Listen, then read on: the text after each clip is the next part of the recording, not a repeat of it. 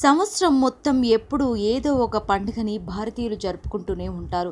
భారతదేశంలో భారతీయులు అత్యంత వైభవంగా బాగా గొప్పగా జరుపుకునే పండుగల్లో మహాశివరాత్రి కూడా ఒకటి. ఉత్తర భారతదేశంలోని హరిద్వార్ మరియు రిషికేశ్ ప్రాంతాల దగ్గర నుండి కన్యాకుమారి వరకు కోట్ల మంది భారతదేశ వ్యాప్తంగా ఈ పండుగను ఎంతో భక్తి శ్రద్ధలతో జరుపుకుంటారు. మహాశివుడిపై భక్తిని తెలియజేస్తూ ఆ భక్తిని ఆ శివుడు గుర్తించాలనే తలంపుతో భక్తులు ఈ పండుగను జరుపుకుంటారు.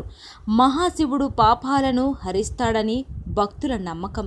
ఈ పండుగను వివిధ వయసుల్లో ఉన్న స్త్రీ పురుషులందరితో పాటు పిల్లలు కూడా జరుపుకుంటారు.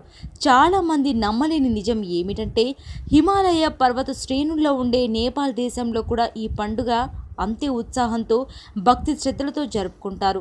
ప్రతి అమావాస్య ముందు రోజుని శివరాత్రిగా భావిస్తారు. అందుచేత సంవత్సరం మొత్తంలో 12 శివరాత్రులు ఉన్నాయని చెప్తారు. వీటన్నిటిలో కల్లా ఫిబ్రవరి లేదా మార్చి నెలలో వచ్చే మహాశివరాత్రికి అత్యంత ప్రాముఖ్యత ఉంది. ఈ సంవత్సరం మహాశివరాత్రి ఫిబ్రవరి 13వ తేదీన రాబోతుంది. కాబట్టి ఈ పవిత్రమైన పండుగ గురించి కొన్ని ఆసక్తికరమైన విషయాలను ఇప్పుడు తెలుసుకుందాం. జ్యోతిష్యాల ప్రకారం ఈ రోజున ఉత్తర ఖగోళంలో ఏర్పడే స్థితి వల్ల సాధారణంగానే వ్యక్తుల యొక్క శక్తులు స్థైంతికంగానే పెరుగుతాయి. ఈ విపరీతమైన శక్తిని సమతుల్యతతో ఉంచుకోవడానికి ప్రతి ఒక్కరూ రాత్రి మొత్తం మేల్కోవాల్సి వస్తుంది. అంటే జాగరణ చేయవలసి ఉంటుంది. ఈ రోజున శివుడు శత్రువులందరిపై విజయం సాధిస్తాడట. అందుకే ప్రతీకగా ఈ పండుగ జరుపుకుంటారు. ప్రాచుర్యంలో ఉన్న మరో కథ ఏమిటంటే ఈ రోజున శివపార్వతులు ఇద్దరు వివాహం చేసుకుంటారట. ఇలా ఏదో ఒక కారణం చేత ప్రతి ఒక్కరూ ఈ రోజుని ప్రత్యేకంగా భావిస్తారు మరియు విశేషమైన గుర్తింపునిస్తారు.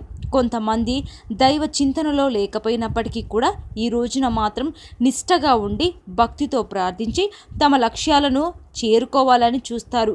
వివిధ వర్గాలు వయసు గల ప్రజలందరూ ఈ పండుగను సమానమైన భక్తితో జరుపుకోవడం జరుగుతుంది.